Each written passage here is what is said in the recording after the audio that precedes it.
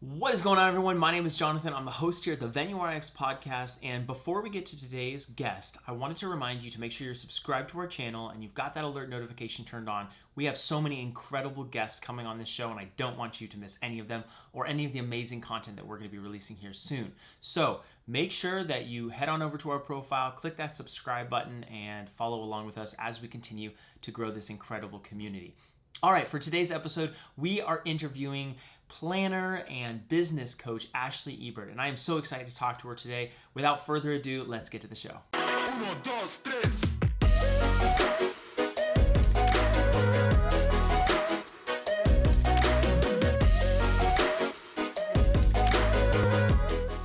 Ashley, welcome to the show. Hey, so excited to be hanging out. All right, so I want to get right into your story because we have hung out so many times on Clubhouse. That's like the new hot place to be, right?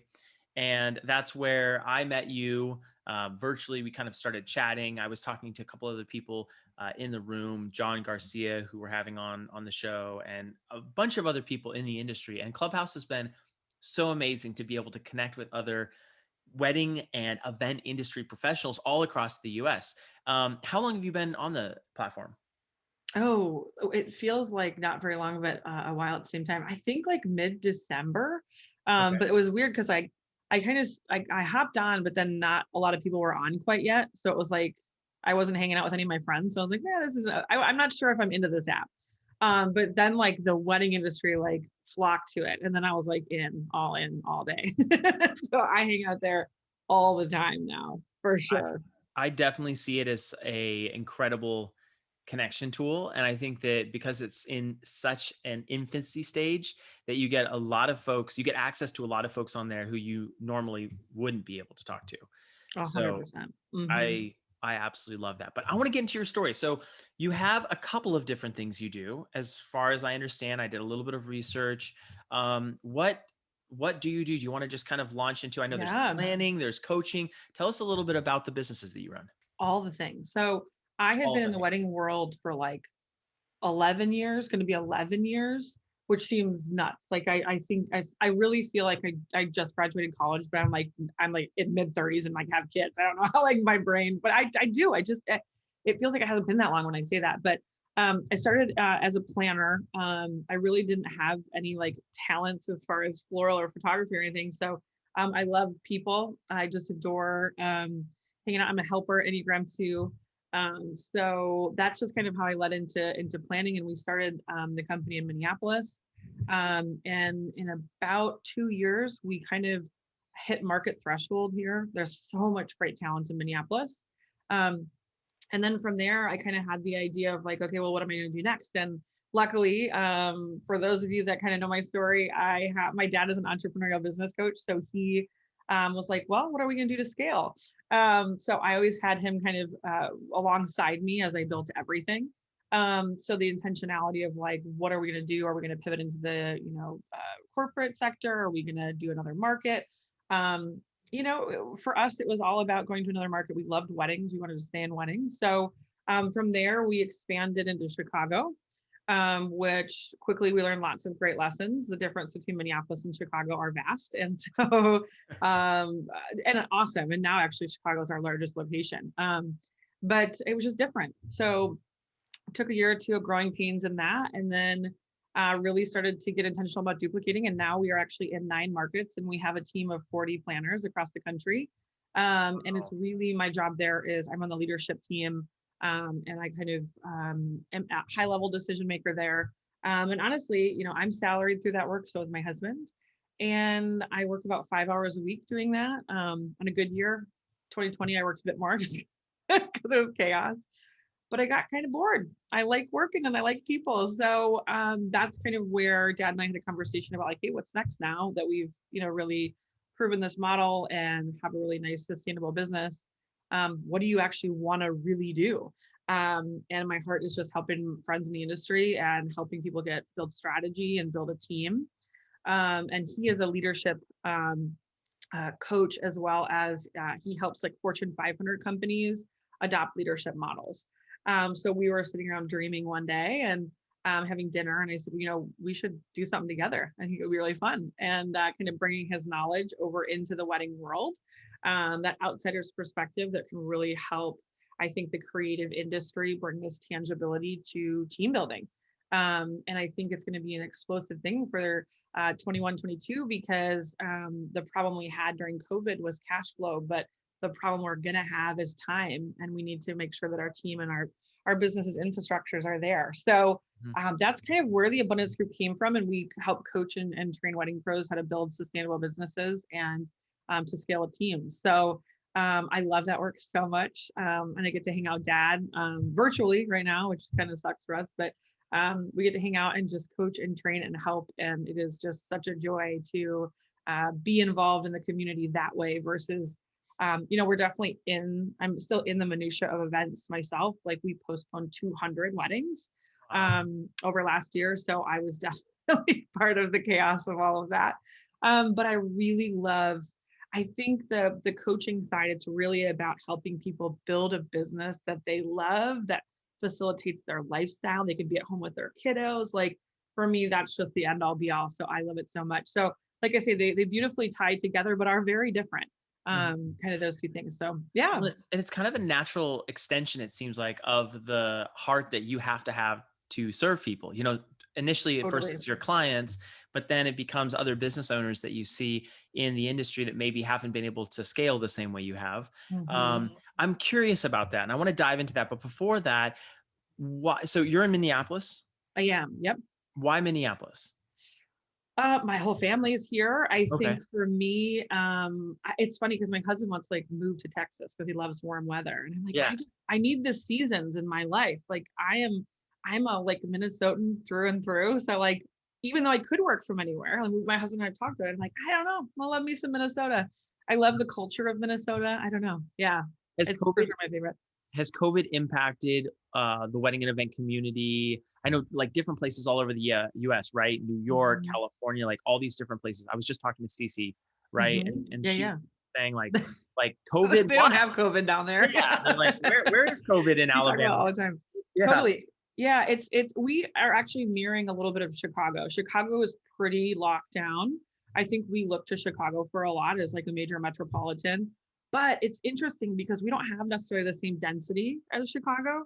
But so we're not necessarily quite as locked down, but definitely, right now in February, we're still 25-person ceremonies and all of that. So we're definitely more on that side of the coin. And I think we look a lot to Chicago, which is very locked down and tough. So yeah, we're definitely more on that side of the pendulum. Okay. Makes a lot of sense. When you are going through all of that stuff, take us back to, March, April, May, June. I know wedding planners who it was just them and maybe a small little team that they had in one specific market. You said 9 markets? Yes. We are in 9 different locations. 9 different locations, 200 weddings you're rescheduling. Yeah. I thought it was bad with us. We did close to 100 rescheduling. I thought it was crazy with us, but that's a huge amount. How did you handle that? Did you see a lot of postponements? How did you and your team, because now it's 40 people.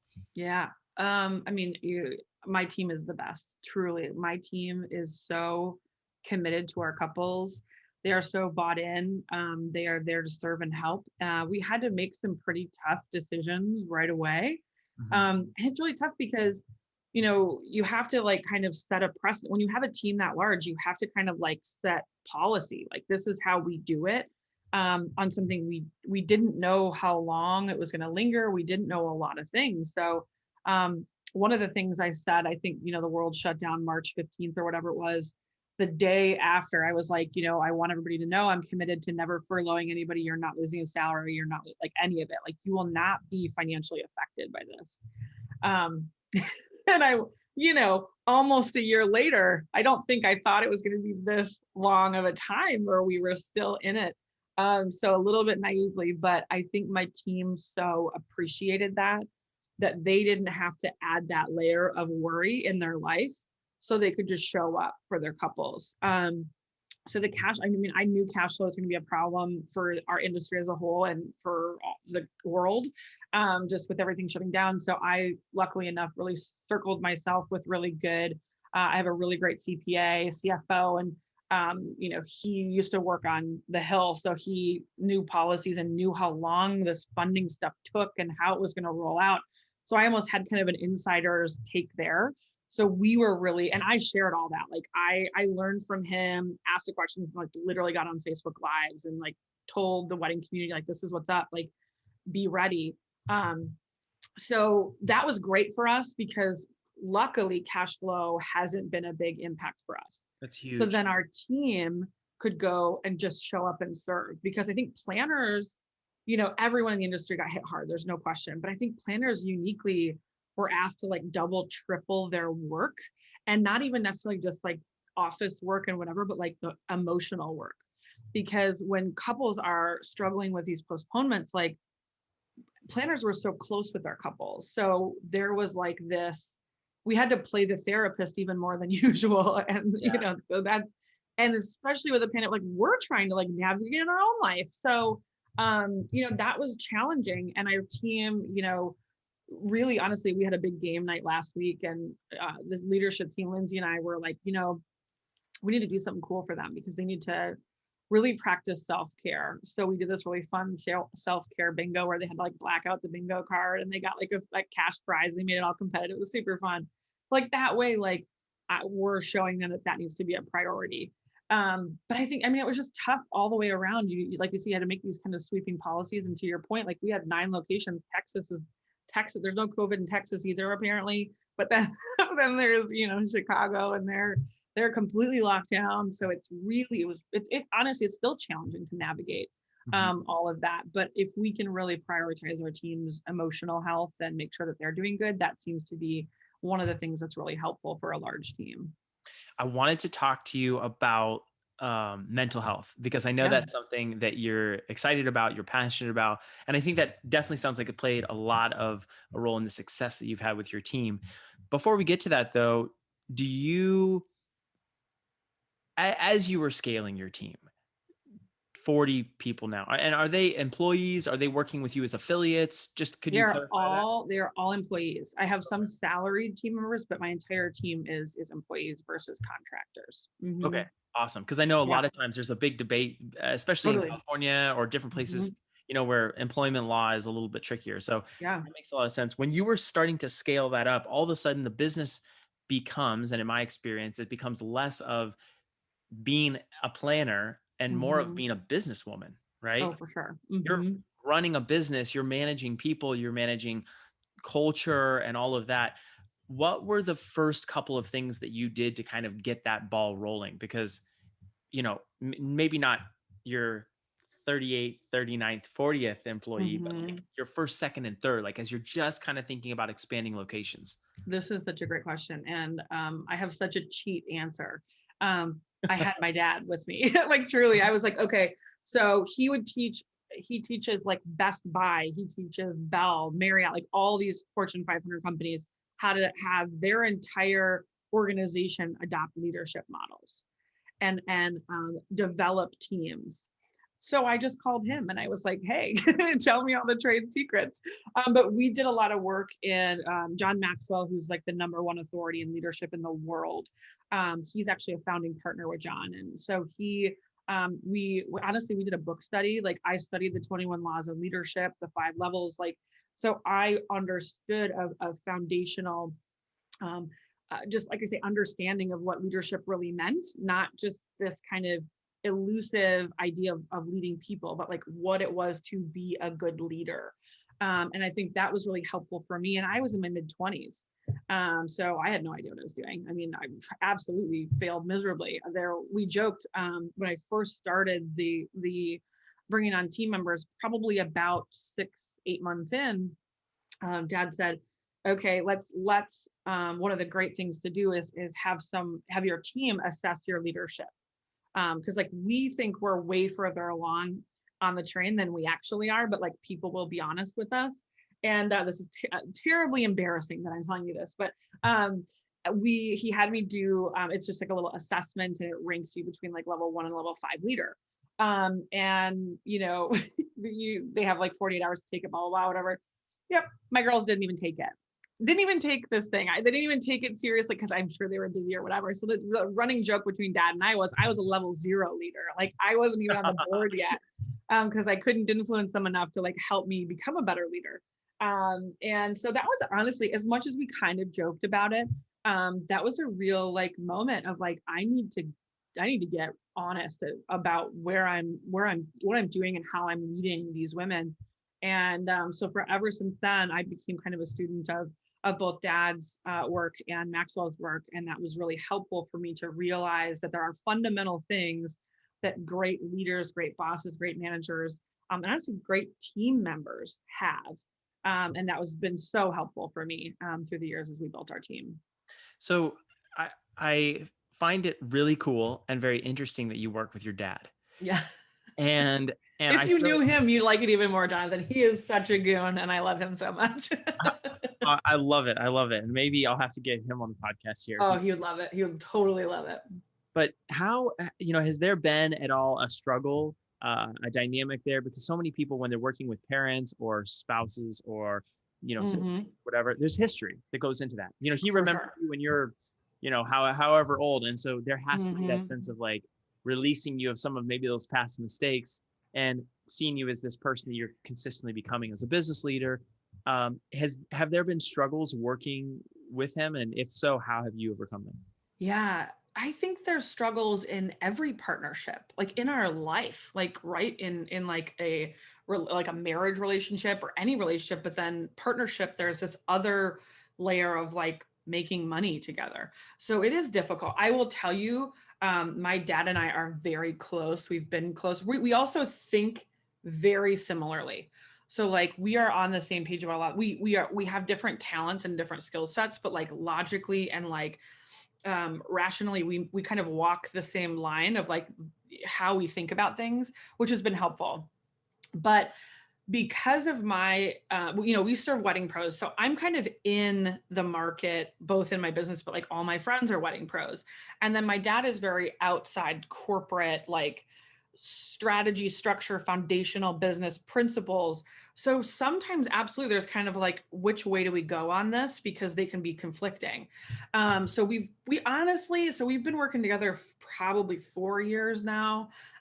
We've maybe had like 2 or 3 like we just did not agree and we had to like take a break from like the heat of the argument and then like take some time. But the thing about dad and I is like, we are family first. So like the time just like completely puts out the fire. We're just like, oh, hey, how are you? Like, so we instantly go back to like just the love we have for each other as father and daughter and the respect that we have for one another. I think I have more of a complex working with dad than he does with me because he is my dad. I respect him so highly.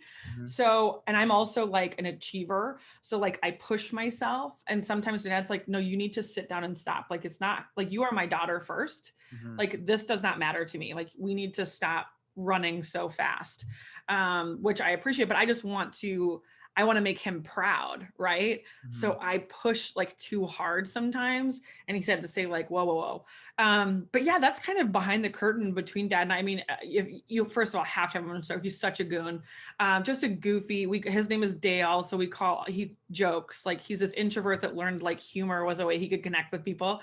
So he calls them Dale. We call them Dale jokes because they're like dad jokes, but even better. Yep. So like everybody in our tag community, like, oh, Dale jokes, like, and he does. He use it to. He's such a warm and loving dude, but he's such a dad. He's such a dad.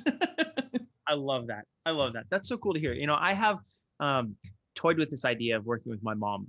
And for anyone listening who knows my mom, and there may be some people who are listening, and maybe even my mom will listen to this, but she and we are very similar in a lot of ways. We're very different in a lot of ways. I can definitely see us clashing.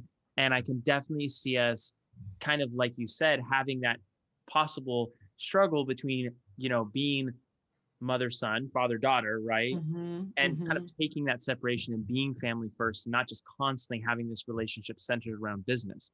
Because Yeah. family Mhm. dinners now, could Oh, we also, talk business all the time. Like it's bad. Like we have to, like he said to me the other day, he's like, I'm coming up as dad and grandpa. I'm not coming up as business partner. I'm like, okay, cool. And we talk business anyway. Like it just is like, that's just what we love it. Like it lights us both up. So it's like, how do you not talk about the thing that you love together that you're doing? Like it is. And it does. I think you have to just have, when it comes to, you were saying like clashing, like you have to, and dad and I are still working on this super candidly. Like, we're still building the business. We're changing directions and things. Like you have to know your lanes.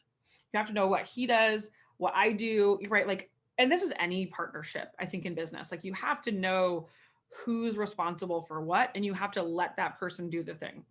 So you kind of have to know, like I say, your lanes and like what you're good at, your strengths, things that people want to do, and then kind of filling that in with other people that can help your business if those aren't things either of you want to do. And then again, I think just coming back to the respect and the love that you have for them of like, even though I'm totally pissed and think you're wrong, I know your heart's in the right place. So like, let me back it off and like try to figure out where this disconnect comes from. But luckily, like I say, honestly, it hasn't happened much. But there are and we're just so passionate about helping the community. So if we both think we're right, we're like, no, like this will be the thing that helps. Like you need to listen. So I think it's that with any business though. well, you're both coming from the same place, so you can kind of go back to that foundational driving force of what you're there for. Totally. I think that's really cool that the package that you're bringing for your clients at, you said TAG, right? Yeah. The So abundance group, we call it TAG. Yeah. I Yeah. love Yeah. it. I love it. So cool. The package that you're bringing for them is not only driven by a wedding and event professional yourself, but then you're also bringing a lot of that kind of corporate side of things to the table. And sure, maybe those decisions are more CFO driven decisions, Mm-hmm. that's happening in the corporate world, larger organizations, certainly, but you kind of can cherry pick some of the things, the Mm-hmm. scalability pieces that are really working for those big companies and help smaller businesses. When you work with clients, what are some of the biggest stumbling blocks to scaling that you see consistently reoccurring with? Yeah, this is a great question. I think there's really one, but they kind of breaks down into two different ones. And I think it really centers around mindset. The leap between, and so we have a really, dad built, I just am here like riding his coattails 100% on this. Like, so he broke, we did a whole bunch of market research, we did a whole bunch of focus groups and all of this, and Really learned quick, that, I yeah. I want to say I love how humble that you are about that. There's so much power in that. Yeah, There's totally. so much power in that because you're not, and I think a lot of people would have a problem with ego there to be like, oh, I don't want, like, this is my thing. Like, I don't, but you're like, he's doing him, I'm doing my thing. I think that's a mindset thing. I think that's a bit of the key to your success. Anyway, Yeah, I no, heard well, that it's come out just and I was like, true. I'm just real honest. There's things I'm great at, and that like how I always call him. I don't know if you saw the movie A Beautiful Mind with Russell Crowe. There's a point in the movie where there's like this board, and he's trying to figure out and like bring. I don't remember what it was, like bring everything together. And that was dad for when he built our entire program at the Abundance Group. Like he was like hunkered down in his office for like 9 months, building out this entire foundations library of what we've taught or what we teach in the Abundance Group. And so it's just like, and that was him. Like I was not, I like brought him coffee and I was like, are you taking care of yourself? But like outside of that, I was like, do your thing. Like this was what you were made to do. And I'm just here for it. And so, but he built basically every wedding pro, and it's really every business owner to some degree, but we really modified it for wedding pros. They go through one of 5 stages in their business because as you scale, you kind of go through these stages. So we've found that there's this beautiful thing that happens between what we call stage 3 and stage 4. Stage 3, you're an intentional connector. You're trying to book your calendar up. You've seen some success. It's just not super sustainable. You can't count on it quite yet. And then the next stage is we call a resourceful accelerator, where you have more business and you know what to do with. So you're kind of new problems. But there's this beautiful moment we call it the golden line, where you have enough business and you know that your marketing strategy is working, your sales is like on point, and you have to make this decision. Are you going to just be great at that if you're making 100K, whatever that is, and you're just living in that, and that's beautiful, and that's what you want? Or am I going to keep this train moving? How do I scale? What does it look like? This is one of the most challenging, I think, mindset moments, because I think when wedding pros start their businesses, they think if I could just get X amount of weddings a year, right? When you start and when you're operating in those three first stages, that's where you're at. Like, I just need to fill my books. I just want to make ends meet. I just want to pay my bills. I just want to leave my 9 to 5, whatever that looks like. I just want to make sure I'm successful enough to pay bills for my family. But then there's this moment where you have to decide if you're going to lead other people. And I think in a lot of the creative world, a lot of people will think, no, I'm a creative. No, I'm a florist. No, I'm a photographer. I'm a whatever. I am not a boss. I am not a leader. And I will tell you that leadership is a skill. It is not something you're born with. It is something you can absolutely learn how to do. And so if once you embrace that, once you know that anybody listening to this can be a great leader, and once you embrace that, it kind of takes that fear out of the equation, because a lot of people will say, I'm just not a boss, so I'm not going to scale my business that way. But once you know that you can learn it if you want to, the ceiling just blows off the entire business, because now you have so much that you can do and so much growth that you can have when you bring people in. So that, I would say, is the biggest one, and I'm sure people listening are feeling that. It's so common, and it's totally okay. But this idea of, do I move? And I had this moment. Dad asked me probably 5 years ago. He said, what do you do for work? Like, who are you? And I was like, I'm a wedding planner. And he goes, Ash, no, you're an entrepreneur.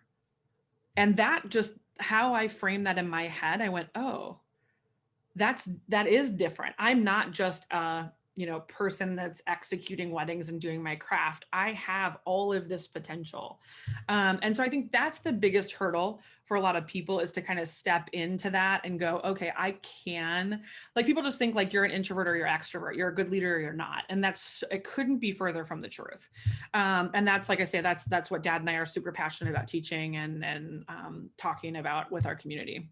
So would you say that the problem then is really a identity issue, or like a mindset issue coming into it, that people aren't identifying as leaders, so they're not stepping into that leadership role, which is then causing them to not grow their business? Yeah, I do. I think it's a mindset thing. I think it's a mindset thing, because I think they're fearful of getting it wrong. They're fearful of having the hard conversations. Uh, the fact of the matter is, we already have hard conversations. We just have different hard conversations. So it's like, I don't want to fire someone. I don't know how to hire people. Like, you're doing all of those things in different lanes anyway. Like, we're just taking some of those skills and we're morphing them into something on a leader side. But it is, I think it's really mindset, and it's just a choice. And here's the thing. Some people just don't want to ever do that. And that is beautiful and okay too. You do not have to scale a business to 40 employees. That is never, when you become an entrepreneur, if you are a solopreneur your whole life, that is beautiful too. And we never put pressure on people to scale. But it's really about, let's pull back the curtain so you can see what it could look like for you if we kind of went through this block of mindset on leadership. So yeah, I would say it's definitely mindset. And again, even if you stay as a solopreneur and that is really achieving your true goals and your true wants for your business, there's no reason to scale. But a lot of the times I find that people are hungry for more as entrepreneurs. So yeah. I want to ask you about then, so with everything you just said about how, you feel like people kind of need to pick where their ideal business place is. Maybe everyone doesn't want to run a 6-figure company. Everyone doesn't want to run a, 7-8-figure company, have 40 employees. They do all of this different stuff. So you kind of need to find where you are. When you're working with people, are there questions that you ask them to kind of help you understand what their goals are? Because if you coach them to run a 40-person company, then it's going to be missing the mark, right? Yeah. And so, I mean, it really comes down to, so again, when we hit this golden line with our tag members, the biggest question is, we basically almost go back to the beginning a little bit, where we're asking the why questions, we're asking the goal questions. And a lot of the times, what we see happen is, again, and so these are typically, 5 to 7 year wedding pros, completely generally speaking, but they're probably not wanting to work every weekend. They're probably not wanting to take a pay cut. So, do I raise my rates into infinity, or like, what do I do? So it really comes down to oftentimes the vision people have behind their why. There is some level of bringing on a team, because again, they don't want to work every weekend. Maybe they want to work 5 weekends a year and they want to make $150,000, where, well, that's the luxury, ultra luxury market, depending upon what vendor type you are. And if your business is moving that way, great. But if you think of the wedding, couples getting married pool, ultra luxury is a slim percentage of that. So you have to be very fantastic to do that and to stand out. So sometimes, honestly, the more simple way is to bring on team members to still make those profitabilities. Now, that's to say, like, that doesn't mean magically there's not any work for you to do, because you do, like, onboarding team is a different kind of work. Now, if you don't want to work weekends, don't want to work nights, it's great because you can do all of that during the day. So that's what I hear a lot is like, I've been doing this a while. I really would like to take some weekends off. Like, I don't want to be working all the time. I still want to make the money that I want to work. And that's kind of where we get into like, okay, well, you can raise your rights to a certain place. And then do we look at building a team? So that's kind of the big thing. That's usually like a light bulb goes off in my head of like, if I don't want to work every single weekend anymore, that's usually like, hey, let's talk about scaling and what does that look like? Got it. So then as you work with these folks about scaling and you're helping these small business owners grow a team, what role do you think that, culture, core values, and then ultimately like the business owner really pushing maybe mental health or just Mm-hmm. acknowledging that mental health is an extremely important part? How much do you see that playing a role? Yeah, well, I think uniquely too in the wedding industry, I think it's important always. But I think in the wedding industry, there's another layer of importance because our jobs are demanding in a different way. They're emotionally demanding a lot of the time. And I'm talking a little bit from a planner angle, but photographers see this, videographers, bridal dress stores, like all of these things, like they still see the emotional impact that planning a wedding has. And you have to deal with all of that.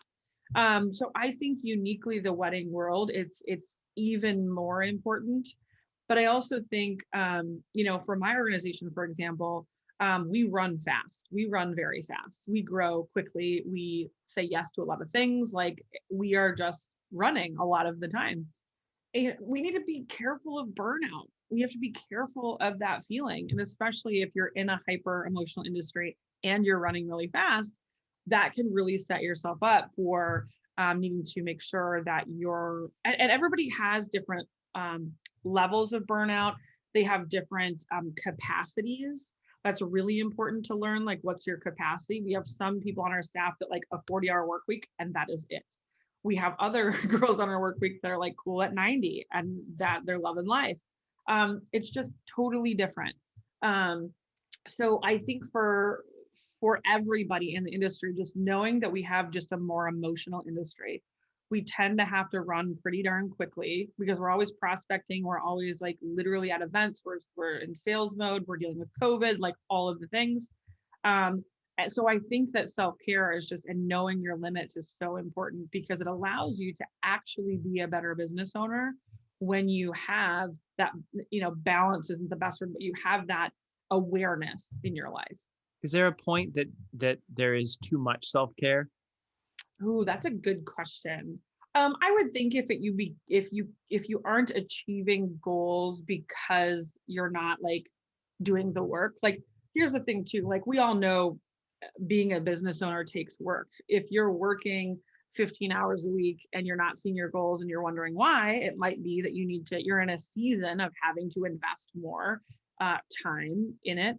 I don't think necessarily there's too much because, and I think self-care is just different for people. Sometimes that's nutrition and working out and being cognizant of that. And I would say if it ever negatively impacts your life or your business for a prolonged period of time, then that might be kind of a moment to think about it. But I about 99.9% of the time see the other side. So it would be a rare occasion, but I think again, with lots of things, if it's negatively starting to impact your life or the growth of your business, that would be kind of an indicator for that.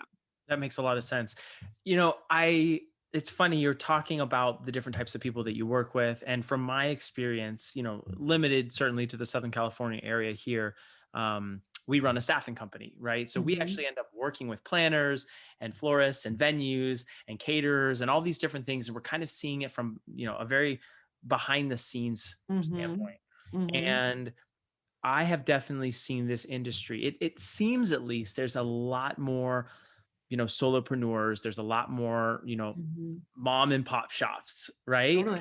Kind of to Mm-hmm. use that term, um, because people come out of it. It's a passion driven industry. Someone plans their own wedding and just realizes how passionate they are about it, and how they've you know they have an eye for design, and they're really Mm-hmm. administrative. Or Mm-hmm. a floral design person that just always has had that creative spark, and they know where to find the deals and different things. And so people run with that, and then they kind of accidentally fall into this, like, oh my goodness, I A never even, business.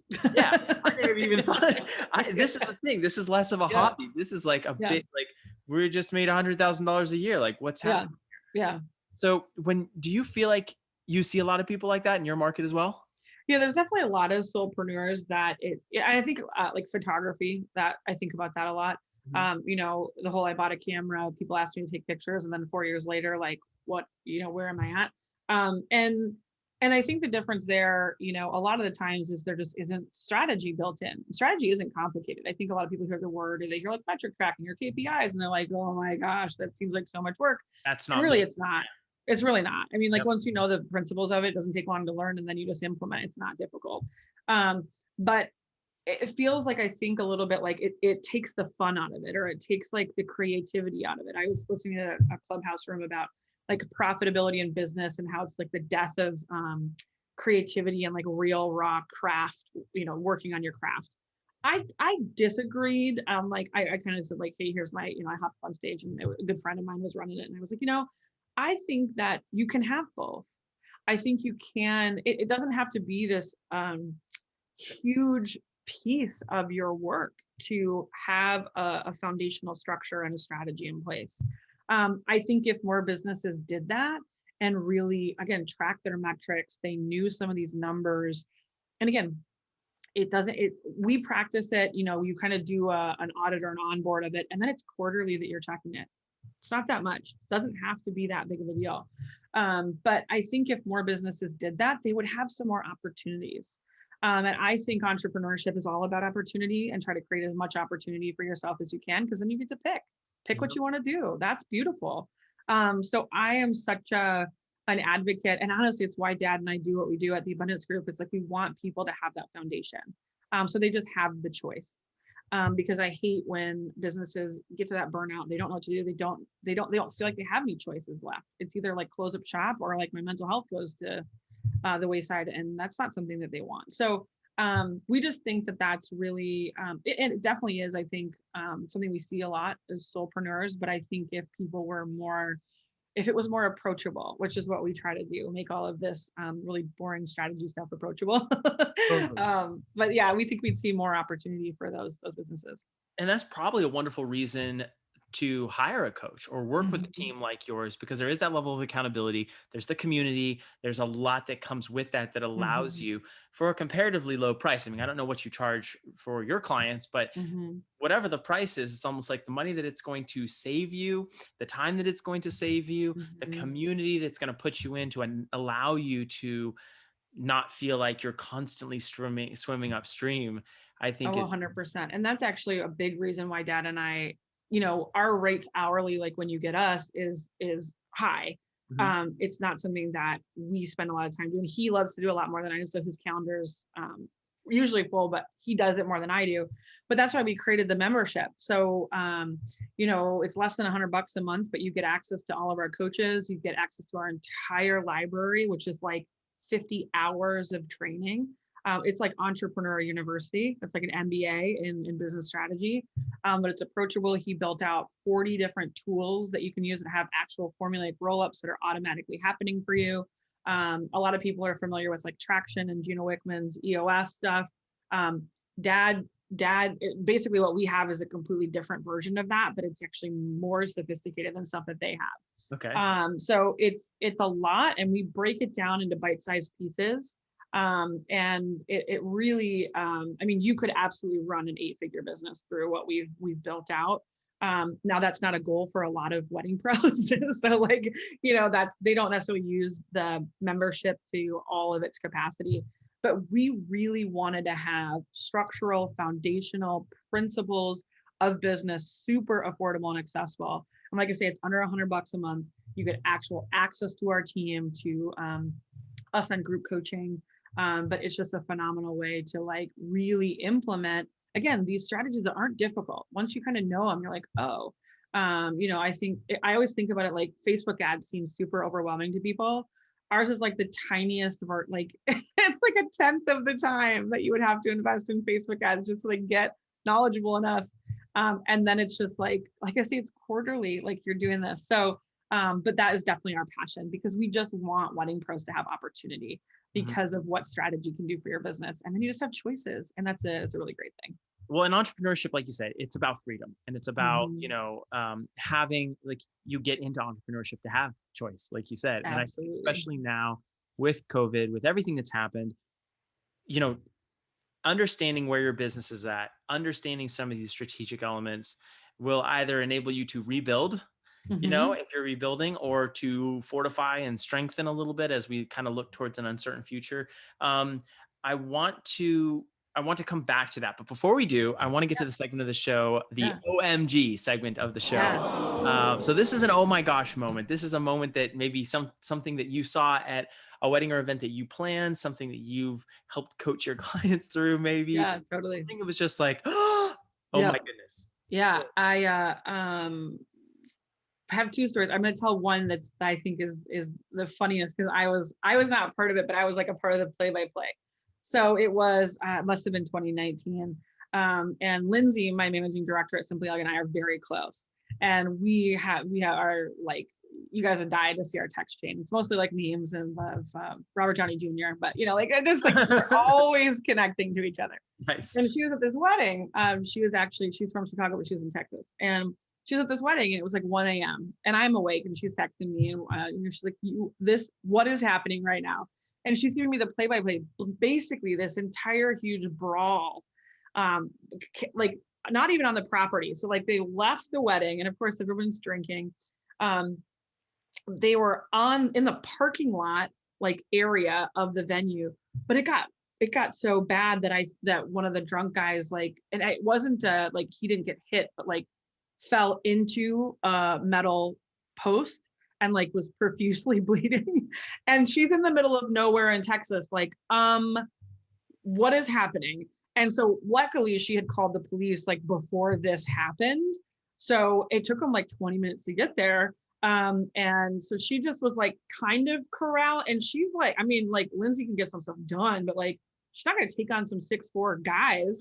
So she's kind of corralling. And then I think what it was like a fight between two bridesmaids about something. Something had happened. My man was doing this or whatever, that kind of thing. And I was like, oh my gosh. And then the guys got into it. And she, like I say, so she was like trying to calm them down, but also like get them away because they were like making it worse. And so she, so she was kind of like, I'm here and I have no idea what to do. And so she's literally like texting me and like, this just happened and this just happened. And here I am in Minnesota, like I can't do anything to help her. I'm like, are we like, do we call the cops? They're on their way. She's like, yeah, we're good. Everything turned out fine.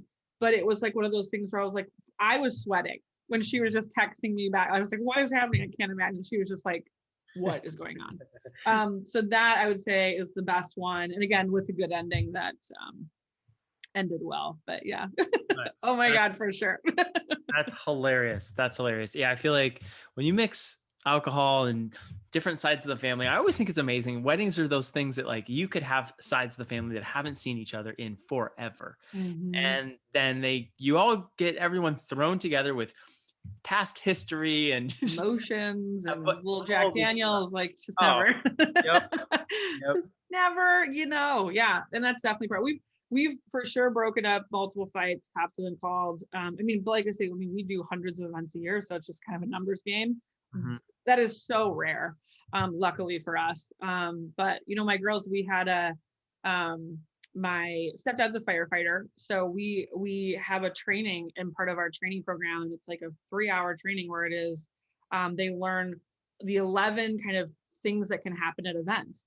And one is like, severe bleeding, like all these things like, stroke, heart attack, whatever, but like bleeding because of this event where we was like, nope, my girls need to like know what We're to gonna do put that if in. there is, like head injury, like all the things. Yeah. So like my team's prepped for that, which is sad, for some of those, obviously like heart attack and stuff is good, but yeah, it's crazy. I was going to ask, you're talking about all these weddings all over the different markets that you serve. Hmm. And you said your second market was Chicago. Hmm.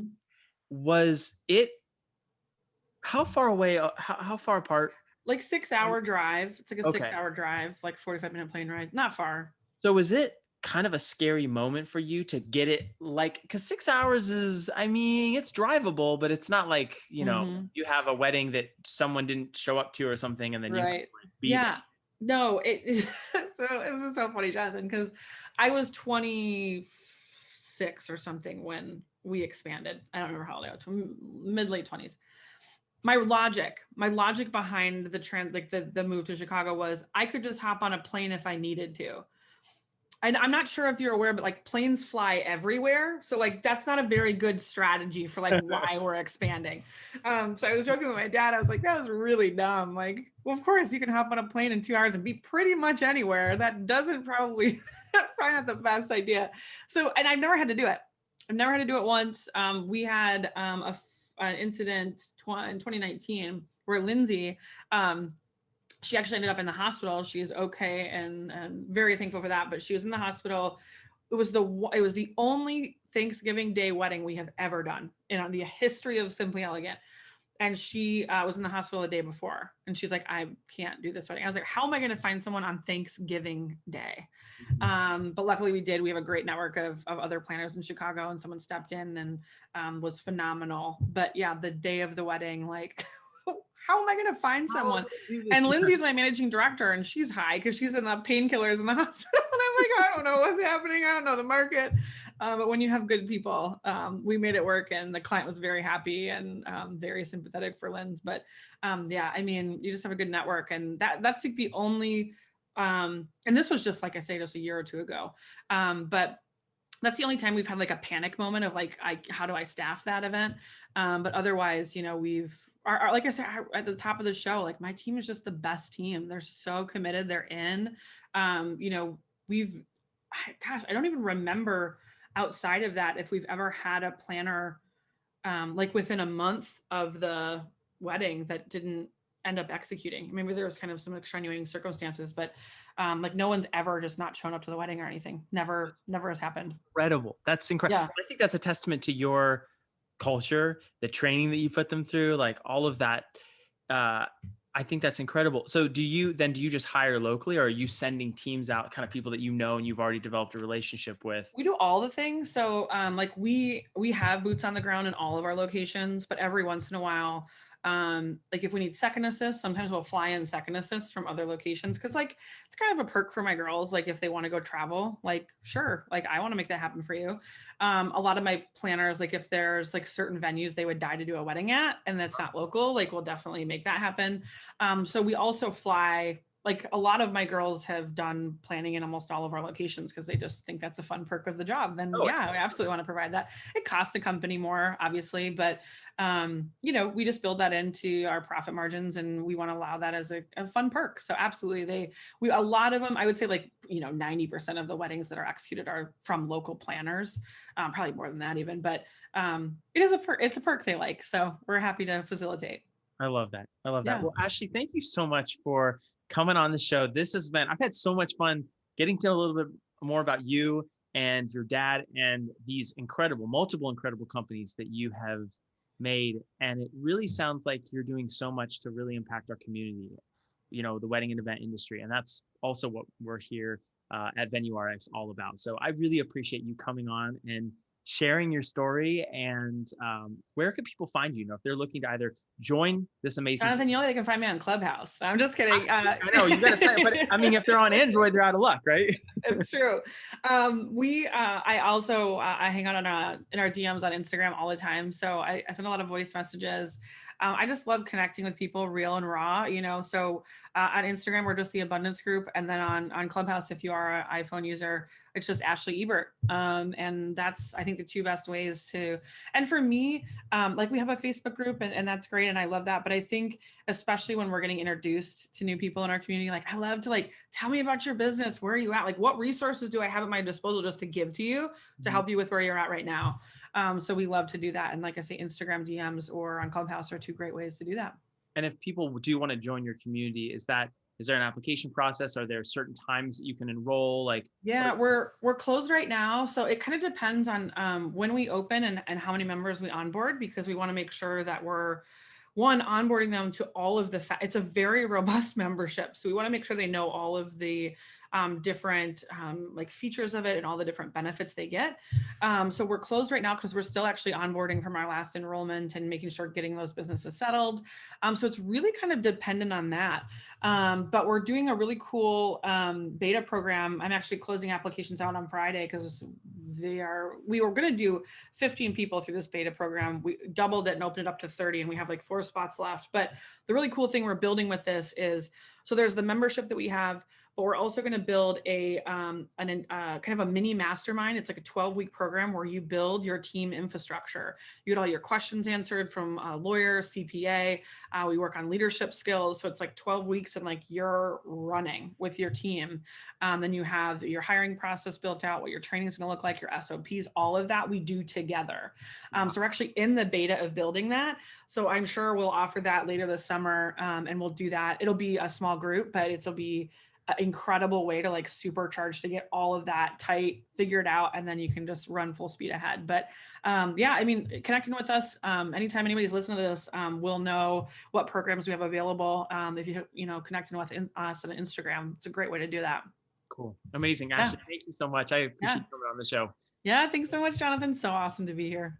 All right, everyone. Thanks so much for watching. If you are watching this on YouTube, we are available also on all podcast platforms, so you can do that. And you'll definitely have to reach out to Ashley. This has been so much fun, so appreciate it.